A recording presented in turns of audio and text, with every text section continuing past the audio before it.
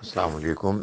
آپ کی زکوٰۃ کی سب سے زیادہ مستحق آپ کی وہ بہن ہے کہ جو خود سے اتنا نہیں کما سکتی اور نہ ان کا کوئی اور ذریعہ آمدنی ہے جس سے وہ اپنے اور اپنے بچوں کی ضرورتیں پوری کریں۔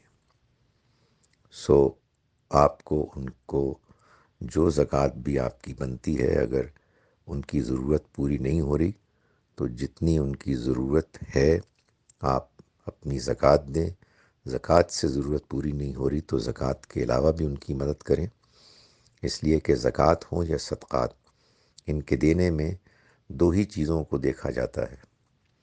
ایک یہ کہ کوئی شخص ضرورت مند ہے اور اس کی ضرورت آپ واقعی سمجھتے ہیں کہ ایسی ہے کہ وہ زکوٰۃ صدقات کا مستحق ہے، اور دوسرا وہ آپ سے کتنا قریب ہے، رشتہ داری میں، دوستی میں، ہمسائیگی میں۔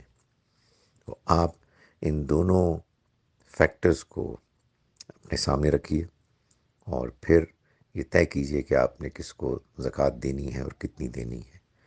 تو جیسا کہ میں نے عرض کیا کہ آپ کی بہن کی جو ضرورت ہے اس کے پیش نظر وہ آپ کی زکوٰۃ کی، آپ کے صدقات کی سب سے زیادہ مستحق ہیں۔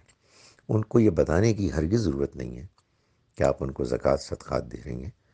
آپ یہ کہیں کہ یہ ایک بہن کی طرف سے تمہارے لیے ایک تحفہ ہے اور اس کو سمجھو کہ یہ تمہارا اپنا حق ہے۔